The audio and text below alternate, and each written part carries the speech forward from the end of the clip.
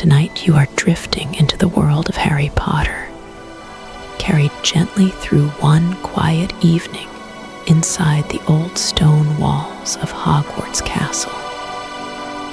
You are already here, somewhere in the warmth of this ancient place.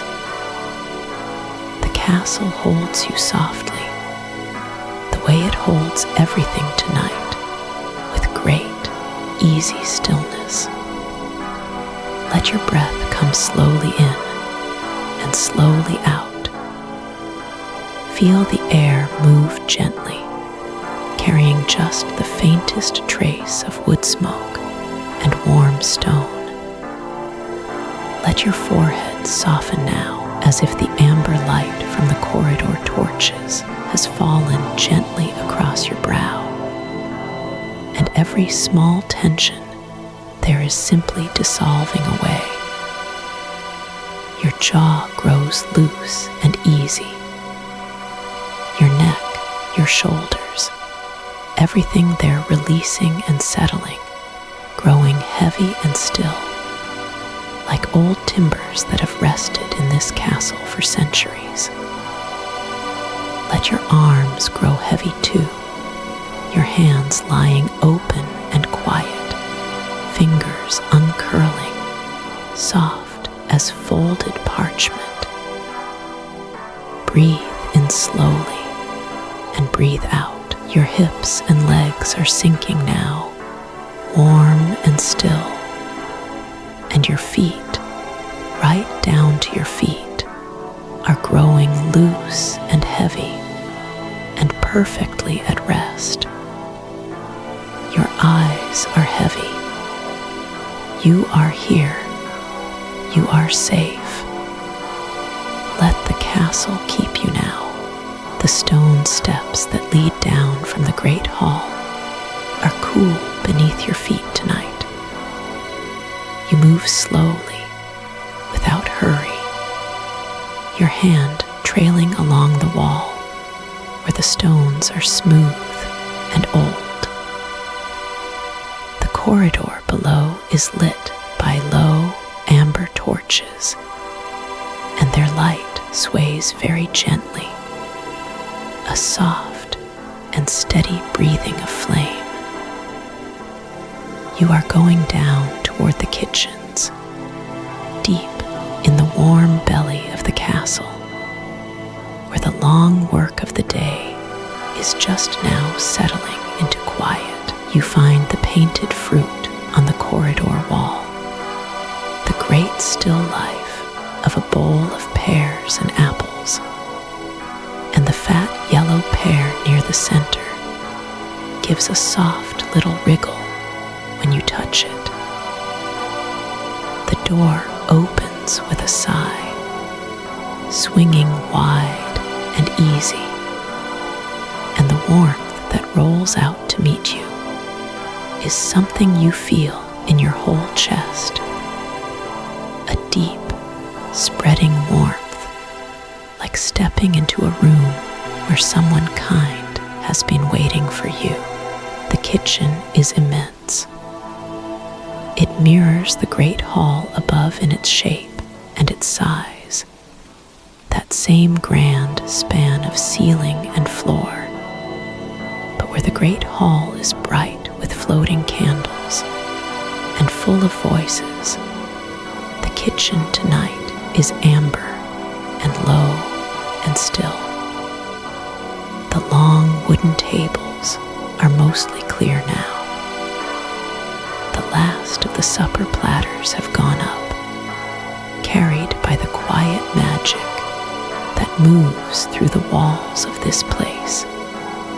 And what remains here now is the soft, unhurried end of the evening. The four great hearths glow along the far wall. During the day they roar and leap, stoked high for roasting and simmering and baking, busy with the enormous work of feeding hundreds of students and staff.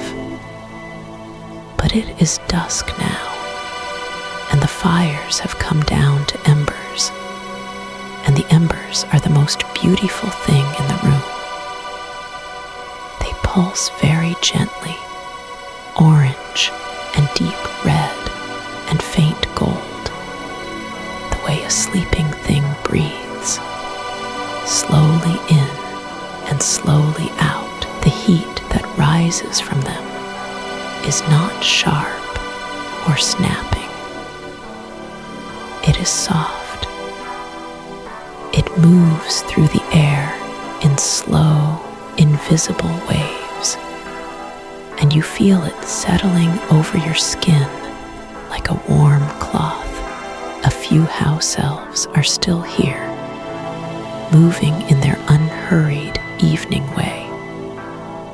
They are small and light on their feet, and they make almost no sound. One is setting a copper pot upside down on a low shelf, turning it carefully, setting it just so.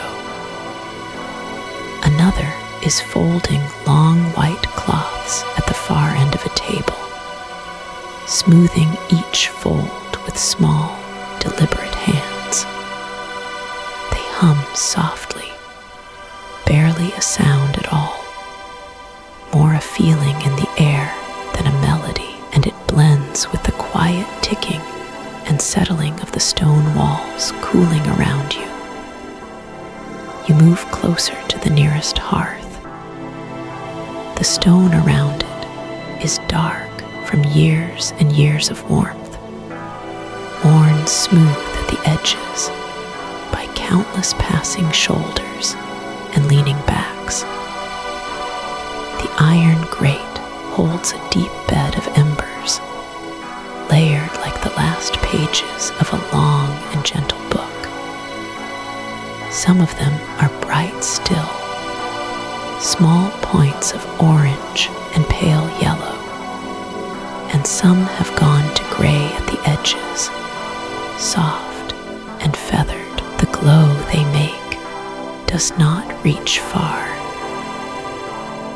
It falls on the hearthstone and on the nearby flagstones in a small, warm pool, and the rest of the kitchen rests in a comfortable dimness beyond it. You stand here and breathe. The air smells of wood ash and the ghost of tonight's bread, something warm and yeasty that has seeped into the stones of the walls and floor over many years. There is a faint sweetness too, perhaps from the pudding made this afternoon, vanilla, and something gently spiced, drifting through the cool lower air. One of the embers shifts very slightly, settling deeper into the bed of ash, and a small breath of heat rises with it. Sparks drift upward, 3 or 4 tiny bright points, rising slowly toward the chimney mouth and disappearing. The ember that moved is now a deeper red, almost rose, a soft and living color. It will cool in its own time, slowly and without hurry, and the glow will soften by degrees into gray, and the gray will be warm for a long while yet. The copper pots that hang on the far wall catch a little of the hearth light, just a faint coppery shimmer along their curved sides.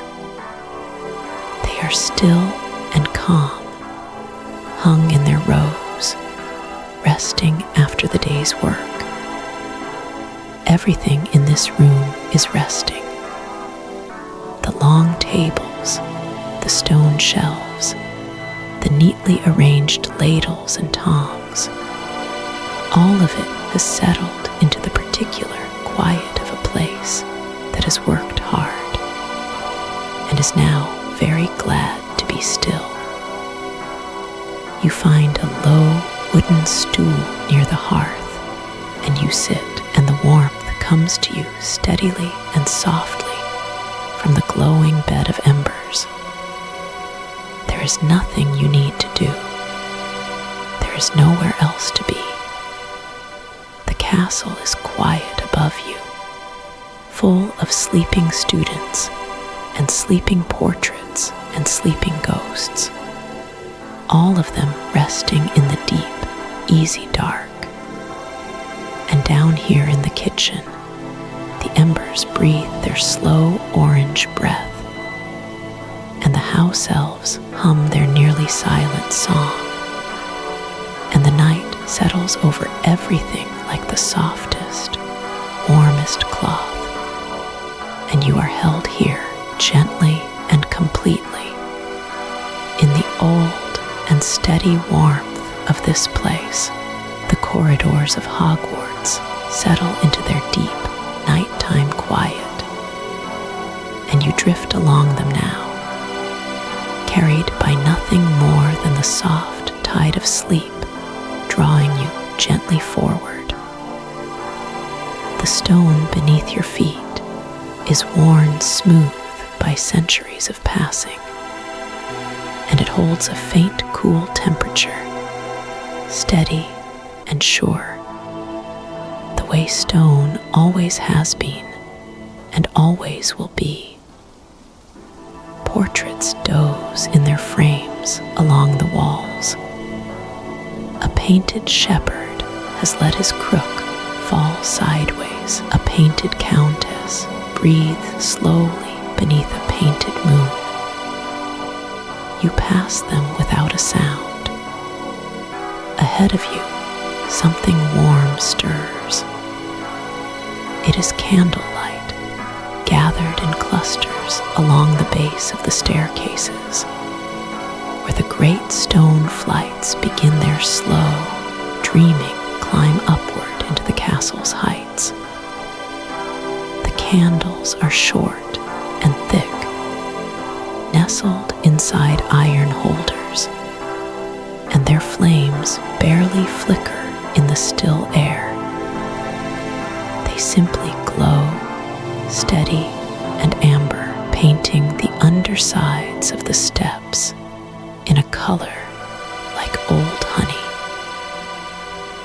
And beneath that amber glow, moving with a kind of unhurried intention that belongs entirely to the night, the house elves work. There are perhaps a dozen of them along the first staircase alone. They wear their small white cloths folded neatly over their forearms, and they carry tins of beeswax polish that catch the candlelight and hold it like tiny captured suns. Their feet make no sound at all on the stone. Each step they take is placed with such natural care that you almost wonder if the stone itself appreciates the gentleness. It does not creak. It does not protest. It simply receives them the way the night receives everything. You watch a young elf near the bottom step. She draws a clean cloth from her arm and opens the nearest tin with the softest click. The scent of beeswax rises, warm and faintly sweet, almost like the inside of a wooden chest that has been shut for a long and peaceful time. She applies a small amount to the cloth, folds it once, and begins to work in slow, wide circles across the surface of the banister. Her ears are very large and very still. Her eyes are fixed on the grain of the old oak beneath her hands, and there is a quietness in her expression that is not sadness and not longing, simply a deep, undivided attention. She is entirely here in this moment with this wood, and nothing else is required of her tonight. The staircase shifts. It does so without urgency, the way a sleeper adjusts their position in the night. The whole flight of steps pivots on some unseen ancient mechanism deep within the castle's bones, turning slowly to point in a new direction, and the elves move with it as if they had been expecting exactly this, because they had. They step to new positions without interrupting their work. Cloths continue their careful circles. Candles travel with them, held in their iron sconces along the railing, swaying only slightly, then settling again into their even glow. You follow the staircase upward a few steps and find another elf polishing the carved newel post at the first landing. It is a post carved in the shape of a small sleeping dragon, wings folded tightly, head tucked down. The elf works around the dragon's stone wings with a patience that is almost ceremonial, pressing the cloth into every small fold and hollow, bringing out the dark luster of the old wood beneath years of accumulated care. When he finishes one wing, he pauses. He tilts his head and examines his work with large, luminous eyes. Then he gives a single, satisfied nod that no one else sees, and moves on to the next, higher up the staircase, where the candlelight thins into something more like starlight. Two elves work side by side on a particularly long stretch of banister. They do not speak to each other, but there is a companionship in their nearness that fills the air around them like a quiet hum. Their cloths move at the same unhurried pace, and when one of them reaches the end of her section, she waits, without any impatience at all, for the other to reach the same point. Then they both move forward together, beginning the next stretch in the same easy unison. You rest your hand on the banister for a moment and feel the wood beneath your palm, smooth and slightly warm from the polish, from the careful attention given to it. It is a small thing to polish a banister, and yet here in the candlelit dark, it feels like something close to a benediction, a quiet act of care offered to a sleeping castle, tended to with full hearts and no audience required. The next staircase swings into position above you, connecting where there had been only air a moment before. It arrives without a sound, fitting into its new place as precisely as a thought that finally settles into rest. You climb it without hurry, and the elves here are busy with the steps themselves, each stone tread receiving a damp cloth followed by a dry one, the motion unhurried and rhythmic, the kind of rhythm that comes not from counting, but from something older and quieter than counting. A candle near your elbow wavers once, then steadies. A tiny trail of smoke curls upward and dissolves into the dark above.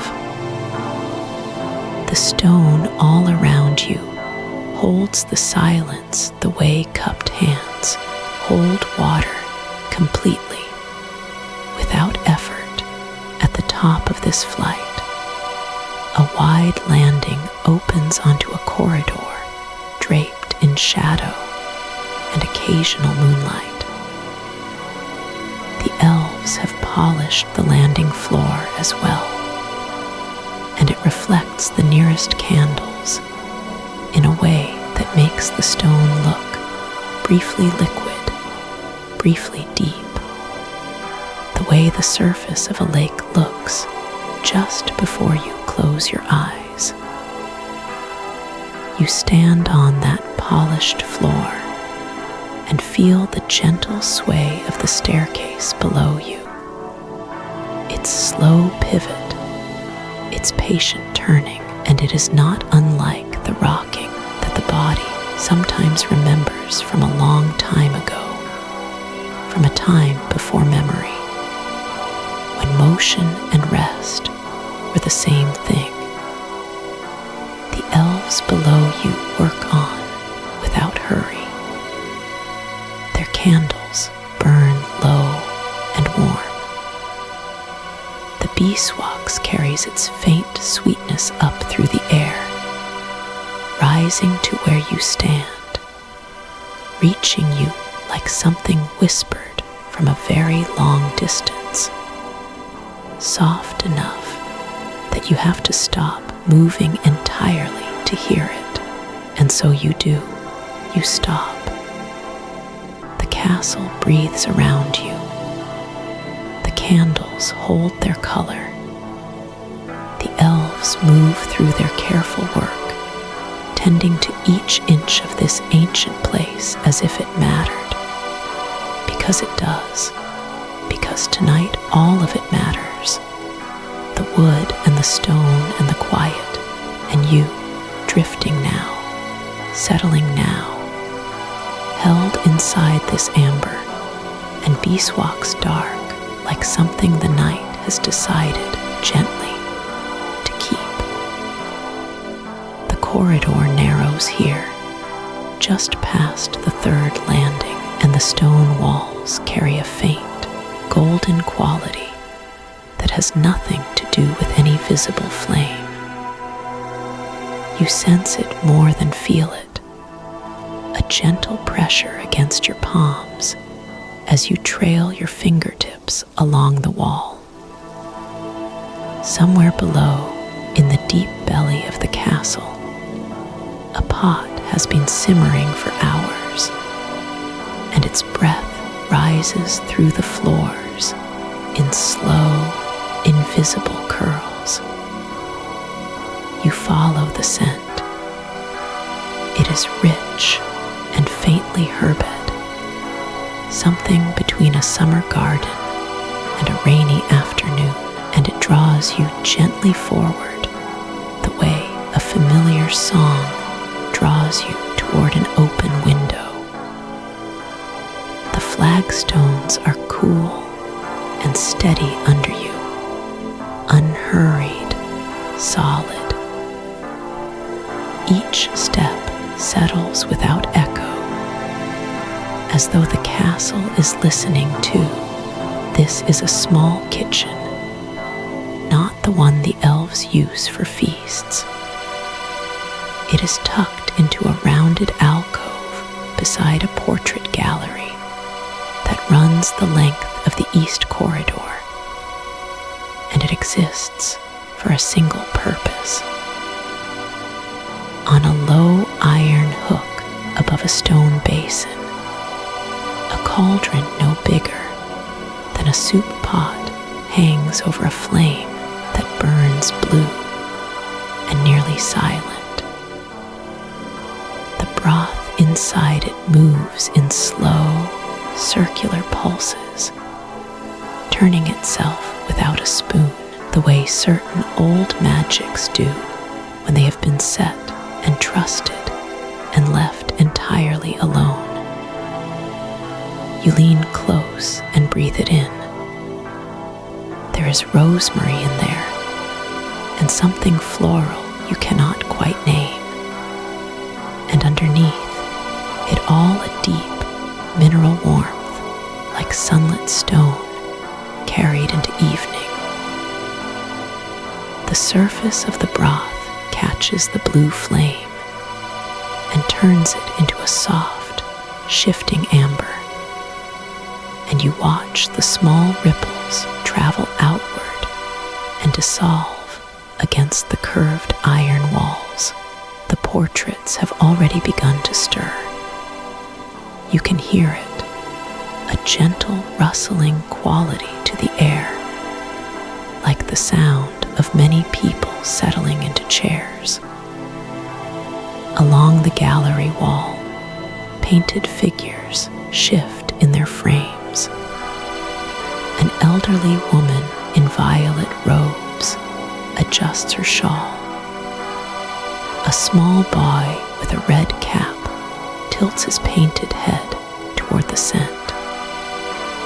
A dignified scholar closes the painted book in his painted lap and folds his hands with an air of patient anticipation. None of them speak, not yet. They simply wait, the way contented things wait, without urgency or appetite of the sharp kind, only a soft and undemanding readiness. You take a small ladle from its hook beside the cauldron, and the handle fits easily in your palm, worn smooth by years of the same gentle task. You dip it in. The broth curls around the ladle like something alive and willing. You carry it, careful and unhurried, to the first frame along the wall. Here is the custom. Here is the old, tender arrangement between the living castle and its painted inhabitants. You tip a few drops of broth at the base of each frame, where the gilded wood meets the stone, and the portrait drinks it through some quiet alchemy you do not need to understand. The painted rosiness in each face deepens slightly. Painted eyes soften. Painted shoulders lower by a fraction, settling into ease. The elderly woman murmurs something low and grateful, the words not quite reaching you as words, only as a feeling of appreciation, the way warmth from a closed door reaches you in a hallway. The scholar nods once, slowly, with great dignity. The boy in the red cap smiles with his whole painted face, a smile that has no mischief in it tonight, only a simple and absolute contentment. You move along the gallery at your own pace.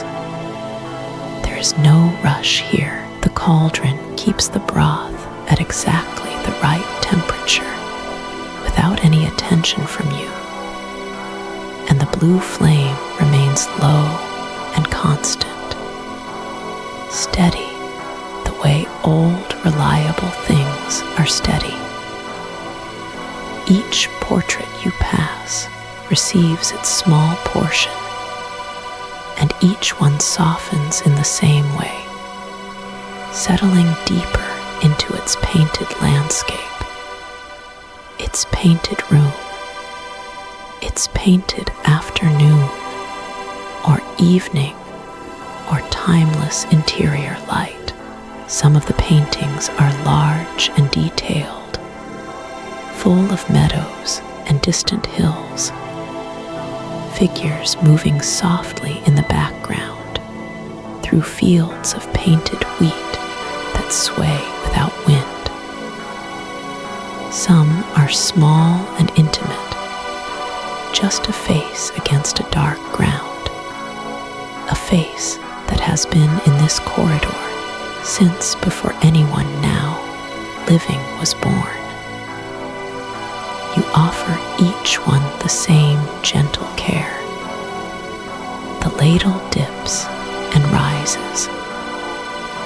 The broth traces a quiet arc through the candlelit air halfway along the gallery.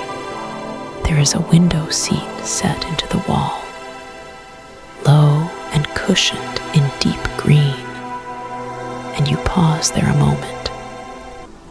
Through the window, the grounds lie silver and undisturbed under a sky thick with slow-moving cloud. A single light burns in the distant gamekeeper's hut, small and orange and steady. The lake beyond it holds the cloudy sky in its surface, turning everything reflected into something softer and more patient than the original. You rest your eyes on that far, still light for a moment. The cauldron goes on simmering behind you. The portraits breathe their slow, painted breath around you. The castle holds you with the same quiet reliability it has always held everything. Every midnight, every season, every quiet soul who has wandered its corridors, not out of urgency, but out of some gentle pull toward the next lamplit room. When you rise and continue along the gallery, the last few frames receive their portion, and each painted figure settles fully, eyes closing in that particular way that is not sleep exactly, but is the painted equivalent of it, a deep, untroubled resting. By the time you reach the end of the corridor and hang the ladle back on its hook, every portrait along the wall is still, peaceful, nourished. The blue flame lowers itself 1 degree.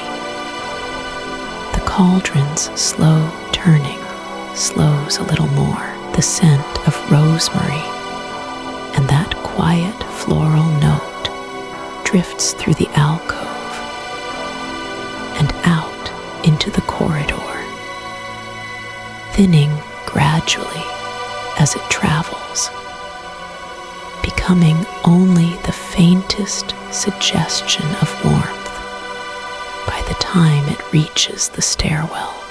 The castle is full tonight. Every room and every frame, every sleeping face, and every painted one.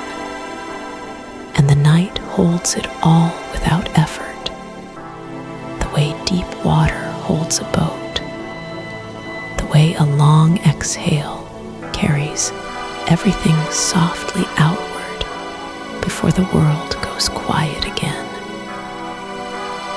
The corridors grow quieter now, and you drift further in, past stone arches draped in the hush of deep night.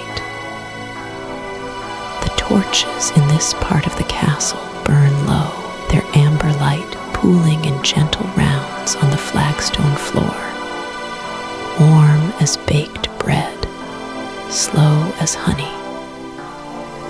You move without hurry, without weight, as though the stone itself is guiding you forward, one soft step at a time. You turn a corner and find a long, vaulted passage you have not noticed before tonight. Tapestries line its walls, floor to ceiling, broad as sails and ancient as the founders themselves. Most of them you have passed many times in daylight, glancing briefly at centaurs and sorceresses, at enchanted forests and frozen summer skies, woven from thread so fine it seemed almost to breathe. Tonight, though, something is different. Tonight, the tapestries are attended. Tiny figures move at the base of each one. House elves, no taller than your knee, each wrapped in a simple linen cloth the color of cream. They do not hurry. They have all the time in the world, and they seem to know it. Each one carries a small wooden case, worn smooth with years of handling. And inside those cases are spools of thread and colors you cannot quite name. Colors that sit somewhere between gold and amber, between violet and deepest indigo, between the gray of a winter morning and the silver of very old moonlight. One elf kneels at the foot of the nearest tapestry, her large eyes calm and steady. She draws a needle from a pincushion worn on her wrist like a bracelet, and she threads it with a patience that feels almost ceremonial. The thread catches the torchlight for just a moment and glows faintly, softly, the way fireflies do in high summer, before she guides the needle into the weave and draws it through. You step a little closer and see what she is mending. A centaur's bow rendered in copper thread had frayed at its curve, the fibers loosening over decades of damp winters and dry summers and centuries of slow castle breathing. Now she is restoring it, strand by strand, with a stitch so small, and sure it seems less like repair and more like remembering. The tapestry, you feel, is grateful. The colors around the mended place glow just a shade warmer, a shade truer, as though something sleeping there has been gently roused and then allowed to settle back to rest. Farther down the passage, another elf is working on a sky. A wide, woven sky of deep summer blue, and somewhere in its upper reaches, a flock of enchanted swallows had lost several of their wings to time. He works from a small stepladder, barely taller than a stack of books, reaching upward with the unhurried concentration of someone who understands that beauty is worth every quiet hour it takes. One wing reappears beneath his needle, then another, the birds gradually becoming whole again, ready to fly across that woven sky for another 100 years. The castle breathes around all of this. You feel it more than hear it. A long, slow rhythm in the stones beneath your feet, in the walls beside you, in the cool air that moves through the passage passage with the gentleness of a sigh. Old buildings settle as the night deepens, and this building is older than most, older than memory in some of its farthest corridors. It shifts and rests the way mountains rest, in increments too small to see but unmistakable if you simply stand still and let the feeling come to you. You stand still now. You let it come. The sounds of this passage are small and precise. The whisper of thread being drawn through cloth. The soft creak of a wooden stepladder taking a careful step. The faint tap of a thimble resting against stone while an elf pauses to study her work. No voices, no spells spoken aloud. The magic here is done with the hands, slowly, and it needs no words because it has been practiced so long that the hands themselves know exactly what to do. One elf near the far end of the passage is working on something you find particularly lovely. It is a night scene, a woven garden under a full moon, and in the foreground, a row of tall hedges has, over the years, lost much of its definition, the dark threads blurring into one another so that the hedges had softened into shapeless shadow. She is drawing them back, hedge by hedge, restoring each clean, dark line with thread the color of cypress in starlight. As she works, the garden in the tapestry becomes a place you could almost step into. The moon above those hedges seems to give off a faint luminescence of its own, cool and silver and utterly still. You watch her hands for a long moment. They move in a rhythm as steady and quiet as a heartbeat, in and through and out, and in again, each stitch placed with complete certainty. There is no second guessing here, no hesitation.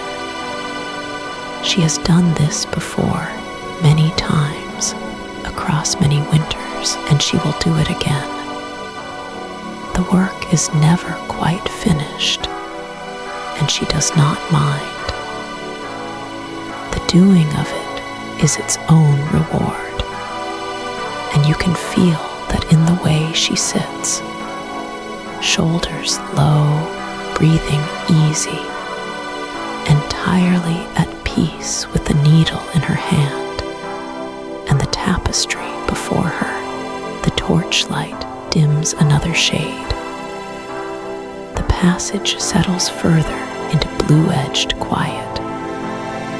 Somewhere very far above you, in one of the towers, something shifts and sighs.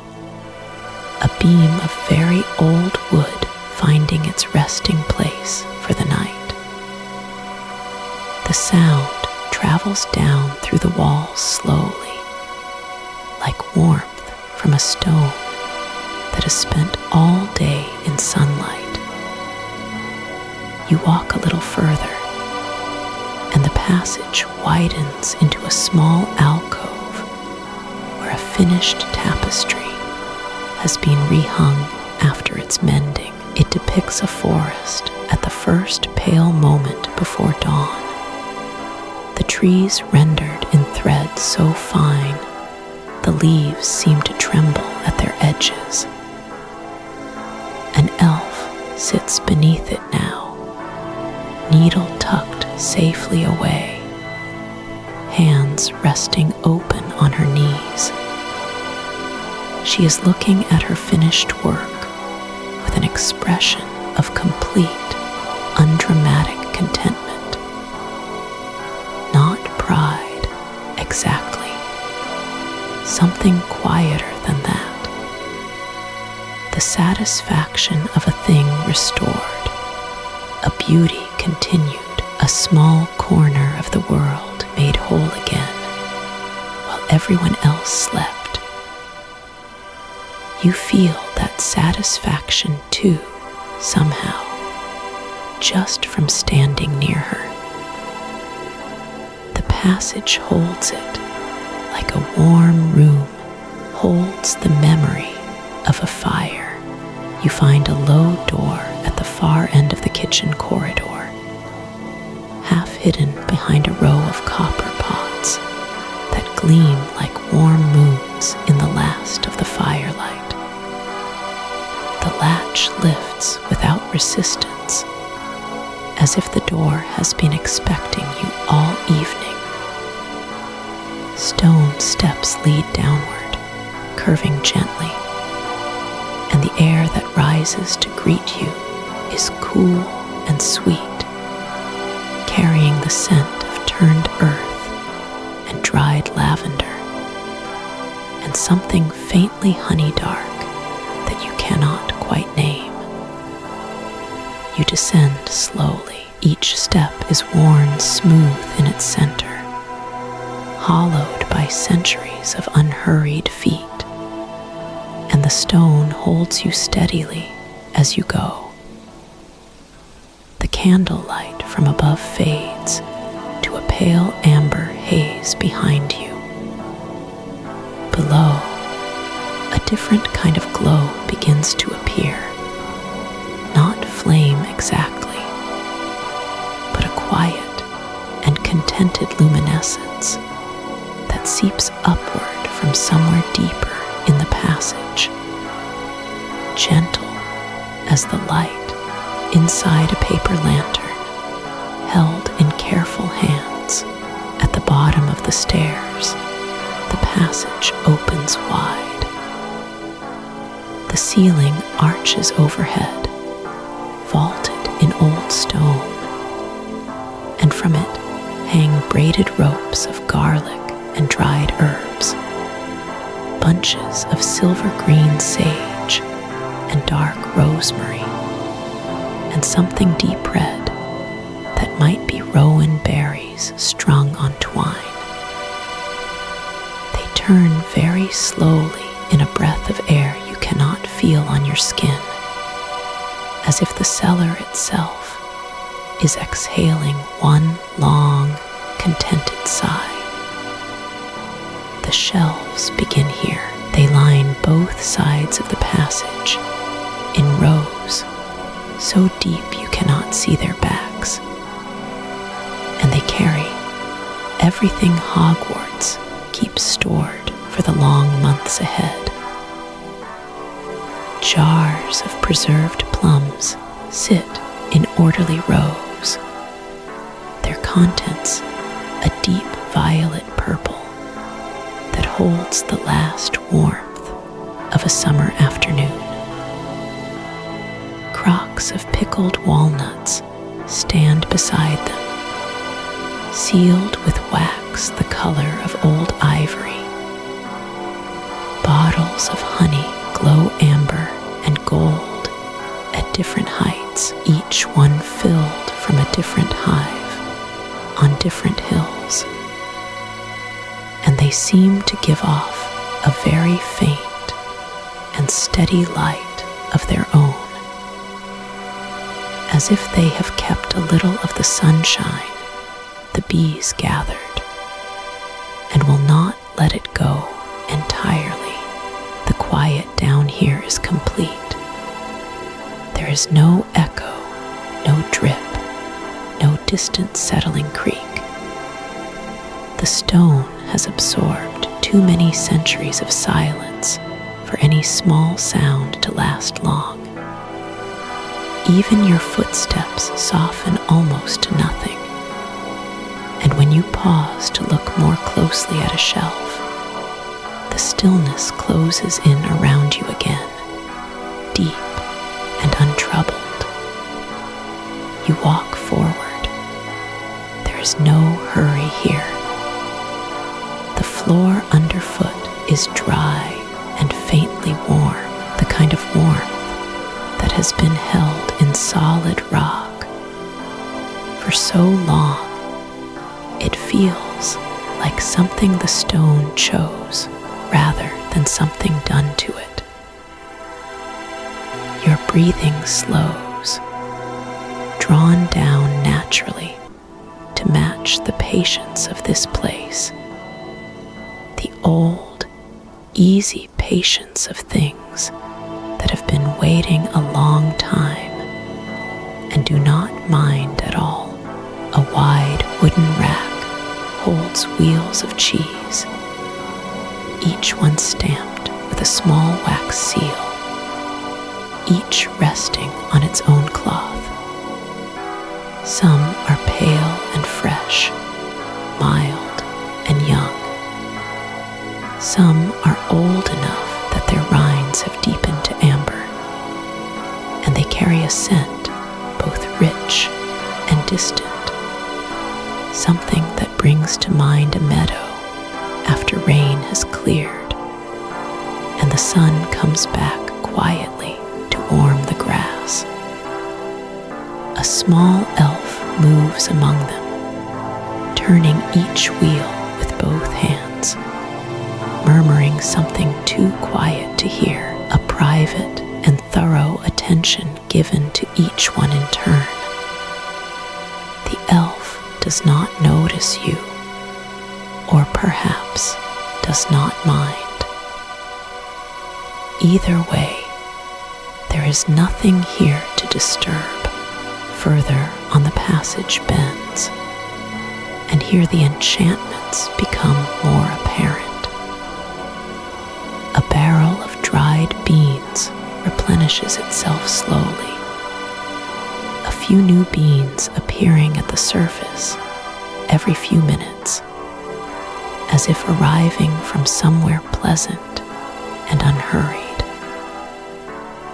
A crate of apples holds fruit charmed against decay, and each apple carries a deep, even shine that speaks of old patience. You pass a shelf of narrow bottles sealed in red wax, each one labeled in handwriting that curls and loops with long practice. And the labels read things like essence of quiet meadow and distillate of November rain and winter broth, concentrate. Words that seem to promise warmth and stillness in equal measure. Words that belong entirely to rest. Tucked into a low alcove, 3 tall crocks hold something dark and glossy. A preserve made from berries gathered late in autumn when they were heaviest. Their lids are tied down with string and sealed with beeswax. They smell of cloves and dark fruit and something faintly smoky that is not unpleasant but simply old. Old in the comfortable way that a well-used kitchen is old, full of accumulated warmth and purpose. Beyond the alcove, the passage widens briefly, and the shelves here hold small clay pots sealed with cork and colored wax, each one carrying the unmistakable quiet shimmer of an old preservation charm. They hold seeds, perhaps, or dried petals, ingredients that take years to gather and must be kept carefully. The charms on them do not buzz or glow with obvious energy. They simply hold steadily and without fuss the way that a good promise holds without effort or noise. A row of great clay urns stands at the passage's widest point, stoppered with wooden lids carved in simple shapes, leaves and moons, and small sleeping owls. You pass your hand near one without quite touching it, and you sense a warmth radiating from within, a dry, spiced warmth, cinnamon perhaps, and something deeper beneath it, dried figs or candied peel, something that belongs entirely to long winter feasts and candlelit tables in warmer rooms far above. The urn does not stir. It simply holds what it holds, content to wait. You notice that everything down here is dreaming. The jars sit with a stillness that goes beyond being merely still. The cheeses rest with something close to dignity. The honey bottles hold their glow with something close to memory. This is what enchanted stores do in the long, quiet hours of the night. They hold themselves together carefully, trustingly, asking nothing, waiting for morning without impatience, tended by old magic that does not need to be watched to keep working. You walk a little further, following the passage as it curves once more. Here the shelves thin and the ceiling lowers gently, and the corridor narrows to something more intimate, more like a hallway between old walls that have stood long enough to feel familiar and kind. Small niches hold single candles, each flame burning without any flicker, steady as a held breath. And by their light, you see that the floor ahead slopes gently upward, leading back toward the warmth of the kitchen levels, toward hearths that have burned low by now, toward rooms where the night presses softly against the high windows and settles comfortably into every corner. You follow the slope upward without hurry. The cool air of the passage gradually softens. The scent of earth and rosemary gives way to something gentler, near to flower, and warm stone and wood smoke faded to its last pale suggestion. The night holds everything here in equal quiet, root cellar and corridor and sleeping store. And it holds you too, gently, thoroughly, the way that old stone holds warmth long after the fire has gone down to its last quiet ember. You carry the stillness of that passage with you now, settled into your chest like something slow and certain, like something that has always been there, waiting quietly for you to notice it at last. The last lantern in the corridor dims to a soft amber glow, and then it is gone. You feel the darkness settle around you like a warm blanket drawn up over a shoulder. It is not an empty darkness. It is full of the old castle's breath, slow and even moving through passages that have held centuries of quiet nights, just like this one. Are standing in one of the upper corridors now, very near the western tower. The stone beneath your bare feet is warm, just barely warm, holding the day's last heat long after the sun has moved on. You press one palm lightly to the wall beside you, and you feel it. A low, barely there hum.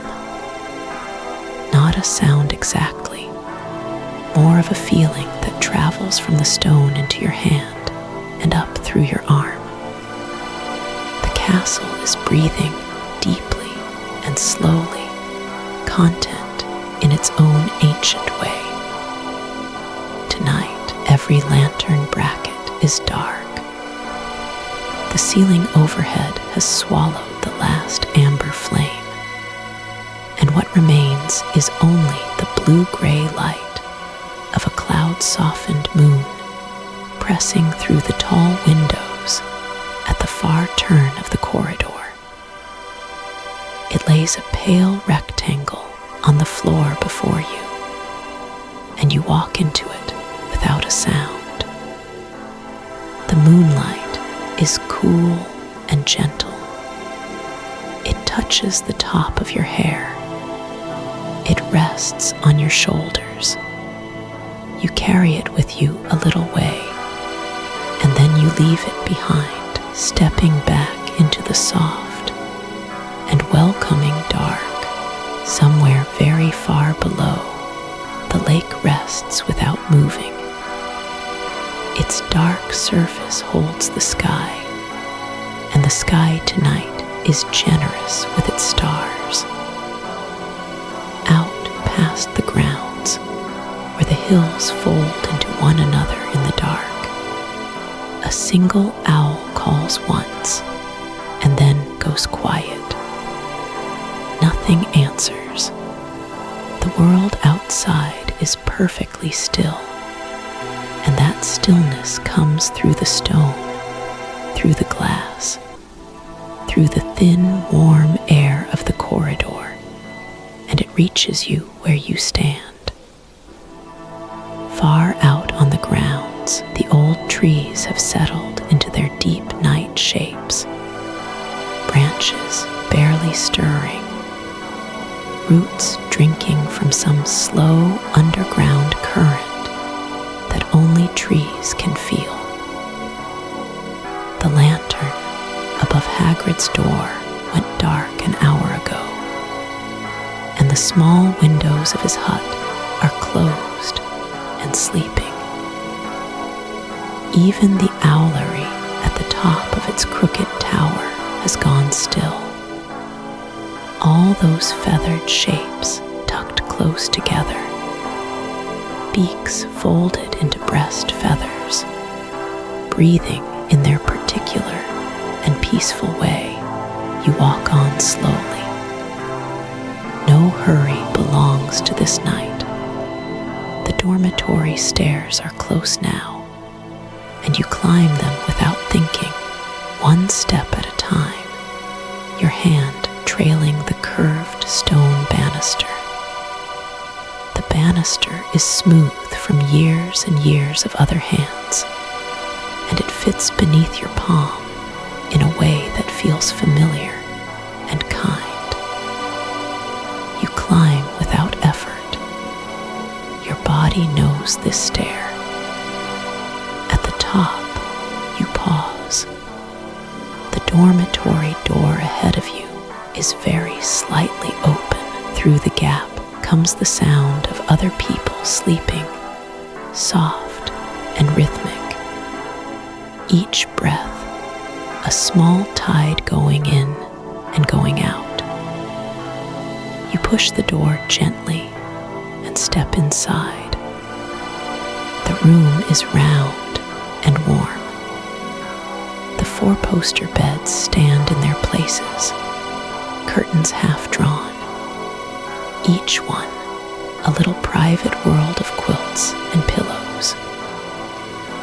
A low fire has burned itself down to a bed of glowing copper in the fireplace across the room, just bright enough to give the ceiling a faint, warm tint, not brightness exactly. just a warmth, living and steady, making the room feel like the inside of something cupped and sheltered. You find your bed and sit on its edge. The mattress accepts your weight without a sound. You reach up and draw the curtain a little more closed, not all the way, just enough that the room becomes a softer thing, a gentler frame around familiar shapes. The pillow is cool against your cheek when you lie down. Your body sinks. The blankets rise around you, and their weight is the best kind of weight. The kind that says you are here, you are safe. You can let everything go. Your shoulders soften first. Then your hands uncurl. You had not noticed they were holding anything, but they release it now. Whatever small remaining tension lived there, and it dissolves into the warmth of the blankets. Outside the curtains, the dormitory breathes. The fire settles with a tiny tick of cooling stone. Somewhere in the room, a clock marks the deep heart of the night in a sound so small it is more like a feeling. The portraits in the common room one floor below have tucked their painted faces into painted chairs and drifted into their own kind of sleep. The suits of armor in the entrance hall have gone still, gauntlets folded, visors down, dreaming whatever slow iron dreams they dream somewhere above.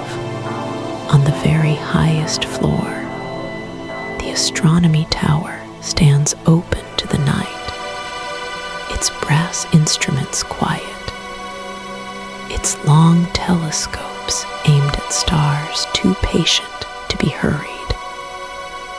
The castle holds it all. Every sleeping student, every resting owl, every slumbering charm worked into the vaulted stone.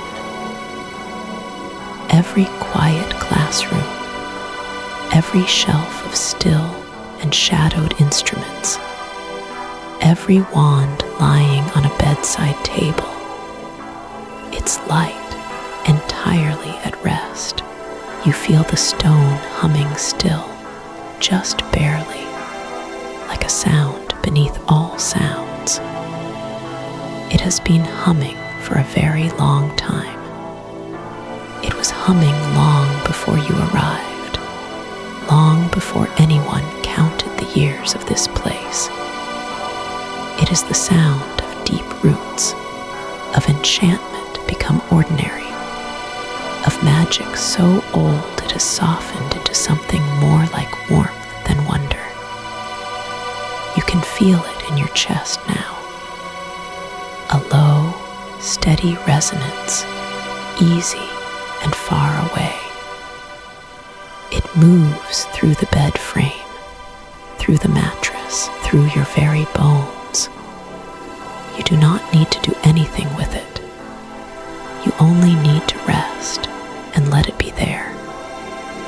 Your breath has slowed. You notice it only because it is so gentle now, so unhurried, each one coming like a wave that no longer needs to reach anywhere. Just out and in. Just the tide of your own quiet body, here in this room, in this bed, in this castle resting on its hill beneath a starred and patient sky. The curtain sways once, very lightly, on a breath the room makes on its own. The amber in the fireplace fades another shade toward dark. Everything grows softer. The hum in the stones grows softer. Your thoughts, the last small ones, grow soft too, going vague at their edges, then vaguer still, until they are more like shapes than thoughts, moving slowly through a warm and deepening quiet. You are here. You are warm. You are held. The castle keeps its watch. You sleep